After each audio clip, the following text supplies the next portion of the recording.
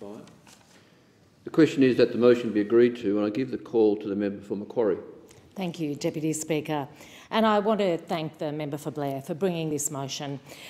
Just before COVID locked the world down, I had the privilege of travelling to the Middle East on the Defence Parliamentary Programme. Over about 10 days, I got a unique peek into the world of Defence Force personnel serving overseas at AMAB, ADAB and Camp Taji in Iraq. One of the things that struck me was the extraordinary skill set of serving defence personnel. Some told me about the range of positions they'd moved through during their years in the Defence Force. Others talked about the multiple qualifications they had as they moved through the ranks.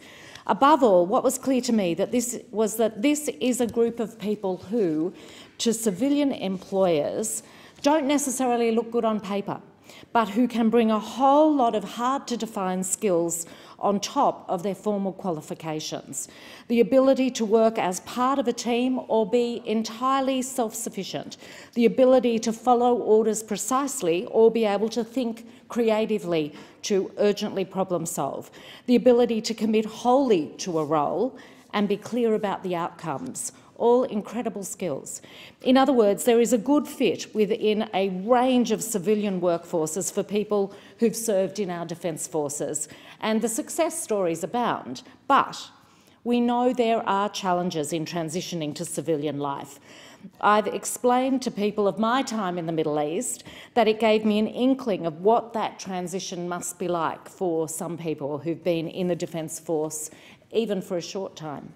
I could see how the Defence Force wrapped itself around you to the exclusion of all else, and it becomes your whole focus.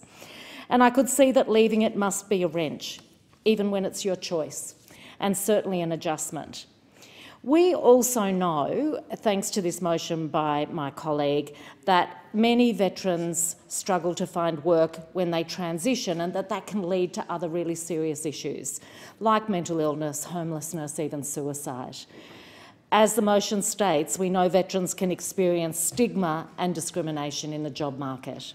That's why I'm pleased that the Albanese Government will deliver a comprehensive $24 million employment package for veterans, so we're giving greater support to defence personnel as they transition to civilian life.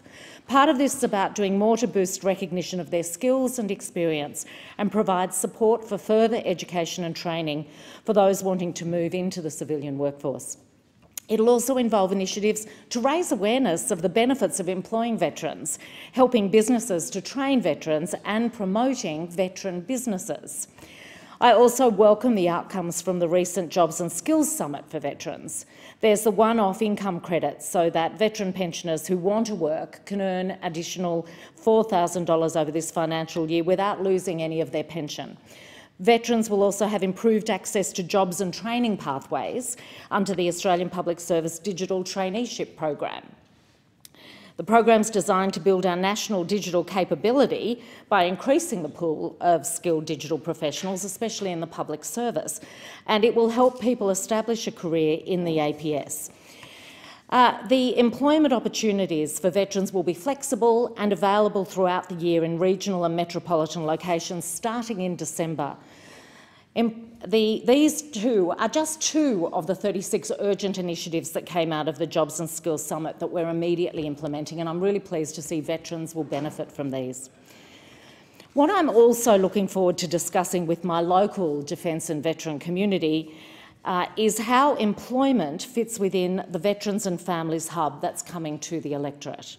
The hubs connect veterans and families to a range of services which include support for transition, employment, health and social connections, and a space for veteran services and advocacy organisations to coexist alongside these government services. It's a one-stop shop.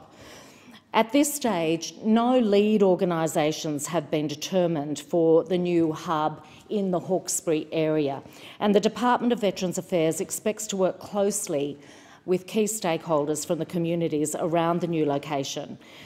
I'll be working very closely with my stakeholders in the lead-up to make sure that the hubs have the focus on our veterans and what they and their families need. This is one of the things that can be a real change in assisting veterans in transitioning from their commitment and service into civilian life.